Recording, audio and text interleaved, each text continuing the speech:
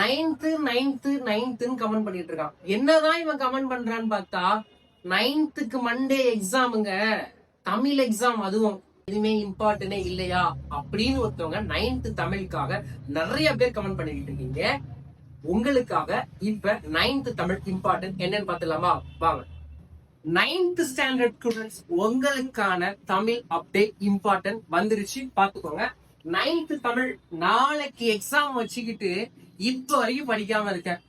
ஒண்ணுமே இல்ல, 5 இயல் தான் எக்ஸாமுக்கு வரப்போகுது. இயல் 1, 2, 3, 4, 5 என்னெல்லாம் பண்ணா பாஸ் ஆகலாம் கடகடன்னு சொல்றேன். 100க்கு 60 மார்க் இருக்கலாம், பாஸ் 35 தான். நான் 100க்கு 60 மார்க் சொல்றேன் பாருங்க. 1 மார்க் 15 1 மார்க் இருக்கு, 15 மார்க். 2 மார்க்ஸ்ல நிறைய இருக்கு, நம்ம செலக்டிவா 4 2 மார்க் ஈஸியான 2 மார்க்ஸ் நான் சொல்றேன். அதுக்கப்புறம் 3 மார்க், மொத்தம் 3 3 மார்க் ஈஸியான 3 மார்க் நான் சொல்றேன். அதுக்கப்புறம் 5 மார்க்ஸ், 4 5 மார்க் ஈஸியான 5 மார்க் எப்படி அட்டன் பண்றது நான் சொல்றேன். 8 மார்க் கூட ஈஸியா அட்டன் பண்ணலாம், அது எப்படின்னு சொல்றேன். இது எல்லாம் சேர்த்தா 60 மார்க் வரும். நீங்க பாருங்க, 2 மார்க்ஸ்ல விடைக்கு ஏற்ற வினா, இது ஈஸியா நீங்க 2 மார்க் எடுக்கலாம். கலை சொற்கள், இதுல ஈஸியா 2 மார்க் எடுக்கலாம். பகுப்பத உறுப்பிலக்கணம், இதுல ஈஸியா 2 மார்க் நீங்க எடுக்கலாம். திருக்குறள், மொத்தமே 6 திருக்குறள் தான் உங்களுக்கு புக்ல இருக்கு. அந்த 6 திருக்குறள் படிச்சீங்கன்னா ஒரு திருக்குறள் அட்டன் பண்ணிடலாங்க.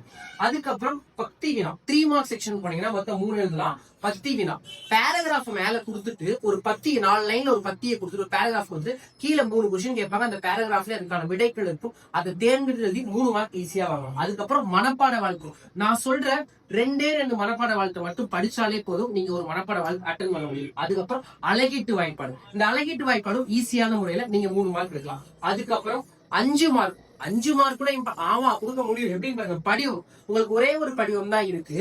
நீங்க எப்படி ஒரு சலான ஃபுல் பண்றது அப்படின்றது, அந்த சலான நீங்க பண்ணிட்டீங்கன்னா 5 மார்க் இருக்கும். அதுக்கப்புறம் காட்சியை கண்டு ஒரு டைகிராம் கொடுத்துருவாங்க, ஒரு வரைபடம் கொடுத்துருவாங்க. அந்த வரைபடத்துக்கு நீங்க கவிதை எழுதும், காட்சியை கண்டு கவிதை எழுதுக 5 மார்க். அதுக்கப்புறம் கடிதம், மொத்தமே உங்க புக்ல 3 கடிதம் தான் இருக்கு. அதுலயும் நான் சொல்ற அந்த ஒரு கடிதத்தை மட்டும் படிச்சுக்கிட்டீங்கன்னா உங்களுக்கு கண்டிப்பா கேட்டுருவாங்க.